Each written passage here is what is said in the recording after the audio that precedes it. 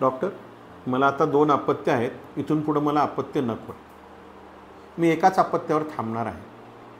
आता मला वारंवार गर्भपात करायचं नाही आहे. गर्भनिरोधक साधनं वापरून मी कंटाळले. आता मला पुढचं अपत्यच नको. यावेळेस खात्रीशीर आणि परमनंट अशी मेथड कुठली आहे का? मित्रांनो, मी आहे डॉक्टर सुदेश दोशी, स्त्री आरोग्य तज्ज्ञ व प्रसूतीशास्त्र तज्ज्ञ, पंढरपूर. गर्भनिरोधक साधने व पद्धती याविषयी आपण बोलत आहोत. आणि आजचा आपला विषय आहे ट्युबेक्टॉमी किंवा स्त्री नसबंदी अर्थात कुटुंब नियोजनासाठी शस्त्रक्रिया. आत्तापर्यंत आपण जी साधनं कुटुंब नियोजनाची किंवा संतती नियमनाची बघितली गर्भनिरोधक साधनं, त्या टेम्पररी मेथड्स होत्या, तात्पुरत्या वापरायच्या पद्धती. जसं निरोध प्रत्येक शरीर संबंधात वापरावा लागतो, गोळी रोजच्या रोज खावी लागते, 1 महिन्यासाठी गर्भनिरोधक परिणाम देते. इंजेक्शन आहे ते 3 महिने गर्भनिरोधक परिणाम देते. कॉपर्टी त्याच्या आयुर्मानाप्रमाणे 3 वर्ष, 5 वर्ष, 10 वर्ष चालते. परंतु अशी एखादी पद्धत आहे की जी एकदा केली की परत आयुष्यात तुम्हाला परत कधीच गर्भधारणा होणार नाही? हो, आहे. कुटुंब नियोजन शस्त्रक्रिया. कुटुंब नियोजन शस्त्रक्रिया स्त्रियांमध्ये पुरुषांमध्ये दोघांमध्ये करता येते. परंतु दुर्दैवाने ही पुरुषांमध्ये फारशी वापरली जात नाही. भारतात, परदेशात वापरतात. कारण कुटुंब नियोजन म्हणजे अपत्य होणं आणि न होणं ही सगळी जबाबदारी अजून तरी भारतीय मानसिकता आहे की स्त्रियांचीच असते, पुरुषांची फारशी नसते. असो, सामाजिक प्रश्न बाजूला. परंतु कुटुंब नियोजन शस्त्रक्रिया ही एक साधी सोपी शस्त्रक्रिया आहे. यासाठी काय काय करावं लागतं किंवा यासाठी कोण कोण उपयुक्त राहतं? कुटुंब नियोजन हा भारत सरकारने घेतलेला एक सरकारी कार्यक्रम 1952 सालापासून आहे.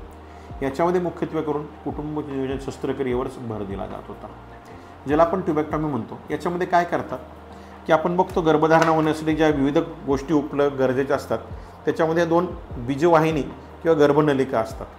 ह्या गर्भनलिका जर बंद केल्या आपण तर मग दिवस राहत नाही.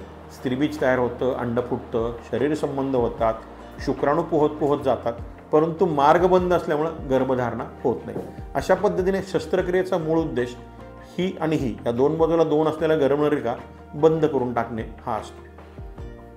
मग ही कुटुंब नियोजन शस्त्रक्रिया केव्हा केली जाते, कशी केली जाते, कोण करतं, कशी करायची याविषयी आपण बोलूया. कुटुंब नियोजन शस्त्रक्रिया सर्वसाधारणपणे तुमचं कुटुंब पूर्ण झाल्यानंतर, म्हणजे 1 किंवा 2 अपत्य हा झालेले आहेत तुम्हाला आणि इथून पुढं अपत्य अजिबात नकोच हा तुमचा निर्णय ठाम झाल्यानंतर करायची शस्त्रक्रिया आहे. सर्वसाधारणपणे 1 अपत्य असेल किंवा 2 अपत्य असतील तर त्यातलं 1 तरी अपत्य 5 वर्षाचं असावं असा मी वैद्यकीय सल्ला देतो.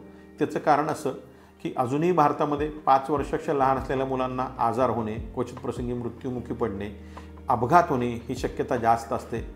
आणि कुटुंब नियोजन ही परमनंट मेथड आहे.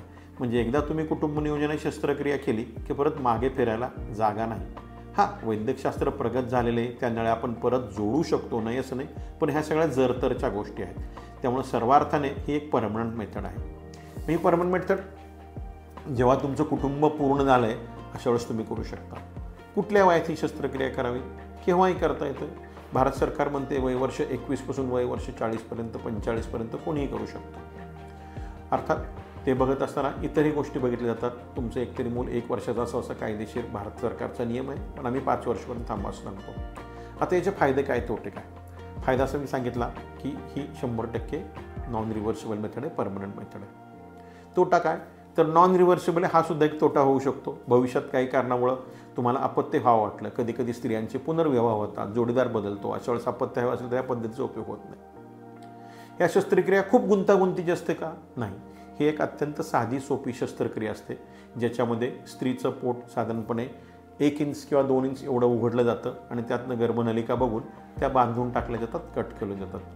हे करण्यासाठी विविध प्रकारच्या गोष्टी वापरल्या जातात. म्हणजे टाक्याचं ऑपरेशन, बिन टाक्याचं ऑपरेशन असे प्रचलित शब्द आहेत. काही ठिकाणी प्रत्यक्ष पोट उघडून हाताने नळी बांधली जाते दोऱ्याने, किंवा मग दुर्बिणीद्वारे त्याचे प्रॉंग्स असतात ते नळी ओढून त्याच्या भोवती रबर बँड बांधला जातो आणि नळी बंद होते. कुठलं ऑपरेशन अधिक सुरक्षित, दुर्बिणीचं चांगलं का टाक्याचं चांगलं, हा प्रश्न अप्रस्तुत आहे.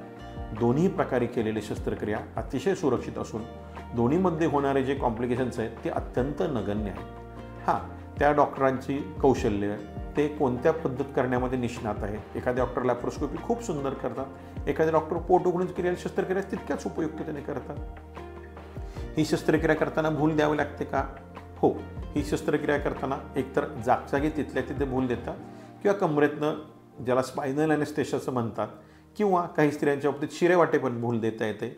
तर तुमच्यासाठी जी उपयुक्त भूल आहे ते भुलीचे डॉक्टर आणि तुमचे डॉक्टर ठरवतील. त्यामुळे तो प्रश्न तुम्ही डॉक्टरांच्यावर सोपवा. तुमची वेदना सहन करायची क्षमता बघून ते ठरवतील तुम्हाला कुठल्या प्रकारची भूल द्यायची, किंवा कदाचित छोटीशी भूल जागची भूल देऊन सुद्धा ही शस्त्रक्रिया करता येते. ही शस्त्रक्रिया केल्यानंतर माझं वजन वाढेल का? नाही. कुटुंब नियोजन शस्त्रक्रिया आणि स्त्रियांचं वजन वाढणं अथवा कमी होणं याचा काहीही संबंध नाही. ही शस्त्रक्रिया केल्यानंतर शरीर संबंध करताना मला काही त्रास होईल का? माझी शरीर संबंधाची इच्छा कमी होईल का? नाही. तुमचं सेक्शुअल डिझायर, सेक्शुअल ड्राईव्ह किंवा सेक्शुअल ॲक्टिव्हिटी याच्यावर या कुटुंब नियोजन शस्त्रक्रियेचा कुठलाही परिणाम होत नाही. ही कुटुंब नियोजन शस्त्रक्रिया केल्यानंतर मग माझी पाळी बंद होईल का? नाही. पाळी येण्याची प्रक्रिया पूर्णपणे वेगळी असते आणि या कुटुंब नियोजन शस्त्रक्रियेमध्ये पाळी येण्याच्या प्रक्रियेत आपण कुठेही अडथळा आणत नाही. त्यामुळे तुमची पाळी नियमित राहते. या शस्त्रक्रियेमध्ये माझं स्त्रीत्व जाईल का?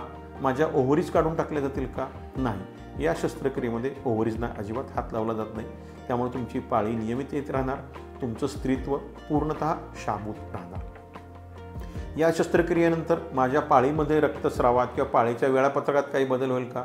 नाही. या शस्त्रक्रियेमुळे तुमची पाळी जशी आधी होती तशीच चालू राहते. त्याच्या वेळापत्रकात अथवा त्याच्या होणाऱ्या रक्तस्रावाच्या संख्येमध्ये, क्वांटिटीमध्ये किंवा पाळीच्या वेळेस पोट दुखणे याच्यामध्ये काहीही फरक पडत नाही. या शस्त्रक्रियेमुळे माझी पिशवी सडेल का? पिशवीला इन्फेक्शन होईल का? नाही. या शस्त्रक्रियेमुळे तुमच्या गर्भपिशवीला कुठलीही इजा होत नाही. अशी एक सुरक्षित असणारी शस्त्रक्रिया आहे. उलट सांगायचं झालं सगळ्यात जास्त केल्या जाणाऱ्या शस्त्रक्रिया आहेत त्याच्यामध्ये कुटुंब नियोजन हे एक नंबरची शस्त्रक्रिया आहे की जी सगळ्यात अधिक संख्येने भारतात केली जाते. ती सगळीकडे उपलब्ध आहे. छोटं प्राथमिक आरोग्य केंद्रापासून अगदी 5 स्टार हॉस्पिटलपर्यंत सगळ्या ठिकाणी ही कुटुंब नियोजन शस्त्रक्रिया केली जाते. या कुटुंब नियोजनाची शस्त्रक्रिया स्त्रियांमध्ये केव्हा करता येते? सर्वसाधारणपणे ज्यावेळेस आपल्याला बऱ्यापैकी खात्री असेल की ती स्त्री गरोदर नाही आहे अशा वेळेस केव्हाही आपण कुटुंब नियोजन शस्त्रक्रिया करू शकतो. म्हणजे केव्हा? सर्वसाधारणपणे पाळी येऊन गेल्यानंतर पाळीच्या दुसऱ्या, तिसऱ्या, चौथ्या, 5व्या दिवशी किंवा पाळी येऊन गेल्यानंतर जर तिचे पुरुषांबरोबर शरीर संबंध झाले नसतील तर पाळीच्या कितव्या दिवशी शस्त्रक्रिया करता येते. दुसरी गोष्ट, ज्यावेळेस सिझेरियन शस्त्रक्रिया होऊन मूल जन्माला येत असतं त्यावेळेस सिझेरियन शस्त्रक्रियेसोबतसुद्धा ही कुटुंब नियोजन शस्त्रक्रिया करता येते. किंवा ज्यावेळेस तुमचं बाळंतपण झालेलं आहे तर बाळंतीण झाल्या पहिल्या 7 दिवसात किंवा बाळंतीण झाल्यानंतर 6 आठवड्यानंतर केव्हाही आपण ही शस्त्रक्रिया करू शकतो. ही शस्त्रक्रिया सुरक्षित आहे, उपयुक्त आहे आणि खूप चांगली शस्त्रक्रिया आहे. तर हे स्त्री कुटुंब नियोजनासंदर्भात झालं. तशीच पुरुषाची नसबंदीची शस्त्रक्रियासुद्धा असते. खरं तर पुरुष नसबंदीची शस्त्रक्रिया खूप सोपी आहे. त्याच्यामध्ये कुठेही टाके घ्यावे लागत नाहीत. आता NSV नॉन स्कॅल्पेल वॅसेक्टॉमी म्हणून जी पद्धत आली त्याच्यात टाकासुद्धा घ्यावं लागत नाही. पुरुषाच्या गोटीच्या मागच्या बाजूला ज्या काही पुरुष बीजवाहिनी असतात त्या बीजवाहिनी पकडून त्या बांधून कट केल्या जातात. त्यामुळे परत पुरुषाला तो दिवस राहणे ज्याला आपण जननक्षम म्हणतात तसं तो राहत नाही. पण म्हणजे मग पुरुषाचं पुरुषत्व नष्ट होतं का? नाही. नसबंदी, पुरुष नसबंदी केल्यामुळं पुरुषाच्या पौरुषत्वात कुठलाही फरक पडत नाही. त्याच्या लिंगामध्ये तेवढीच ताठरता येते. He is able to have erection, ejaculation as normal it was before vasectomy. त्यानंतर पुरुष नसबंदी शस्त्रक्रिया म्हणजे कॅस्ट्रेशन नव्हे. बऱ्याच लोकांचा असा गैरसमज असतो की पुरुष नसबंदीची शस्त्रक्रिया म्हणजे त्याचे जे वृषण आहेत, गोट्या आहेत त्या कट करून टाकतात, कधी शिश्न कट करून टाकतात. असं काहीही नसतं. तुमची इंद्रिय संस्था व्यवस्थित जागेवर येत असते. फक्त पुरुष बीजवाहिन्या ज्या आहेत, वास डेफरन्स ज्याला म्हणतात, ते काढून त्या ठिकाणी वॅसेक्टॉमी केली जाते. तर अशा पद्धतीने कुटुंब नियोजनाच्या या शस्त्रक्रिया आहेत. स्त्री कुटुंब नियोजन आणि पुरुष कुटुंब नियोजनाची शस्त्रक्रिया. धन्यवाद.